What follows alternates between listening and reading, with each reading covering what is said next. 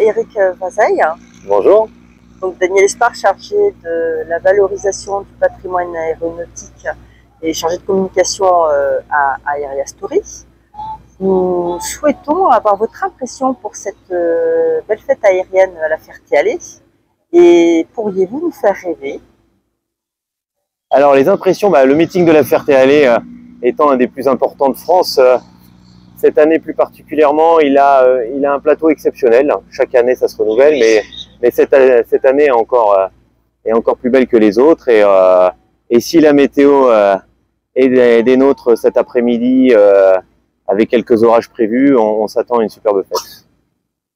Et comment vous en êtes venu à l'aviation? Alors moi j'ai eu la chance de naître avec cette passion et de jamais avoir eu une autre idée que celle d'être pilote.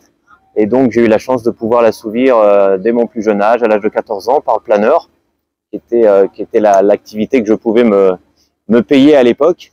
Et puis au fil des rencontres dans les aéroclubs, j'ai pu faire de l'avion. Et puis j'ai réussi à me former une petite partie par l'armée de l'air. Puis après je suis revenu dans le civil et j'ai gravi les formations différentes pour être pilote de ligne, tout en faisant parallèlement de la voltige à une époque où après 91, il y avait peu de travail dans le milieu aéronautique et dans le marché des pilotes de ligne. Donc, j'ai pu m'adonner à ma passion première qui est la voltige aérienne et pouvoir rentrer en équipe de France et faire de la compétition quasiment à plein temps, d'une période à peu près de 94 de 93 à 98, avant de trouver mon premier job en tant que pilote dans l'aviation régionale.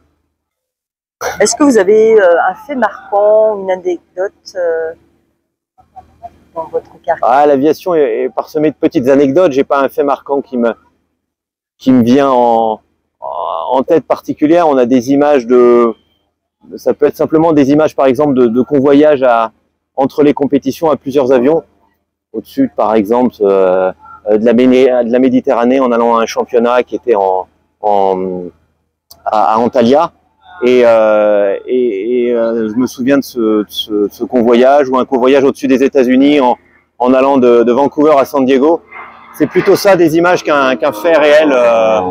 Bien sûr, quand on devient champion du monde, le jour où on devient champion du monde, ce que j'ai eu la chance d'être en 2000, c'est un fait marquant, c'est sûr. Hein, mais voilà, c'est truffé de petites joies et qui restent ancrées en nous. En tout cas, et donc ça va faire 1 an que Jean Salis nous a quittés. Est-ce que vous aimeriez dire quelque chose à ce sujet? Oui, on est ici sur les terres de Jean et tout ce qui se passe aujourd'hui ne découle que de ce qu'il a créé depuis toutes ces années et on est fiers de pouvoir être présent sur ce plateau magnifique de la Ferté-Alais, dans cet univers où baigne un esprit aéronautique que l'on espère pouvoir perdurer très longtemps. Merci beaucoup de nous avoir fait rêver, Eric, et puis à très vite. À très vite. Merci.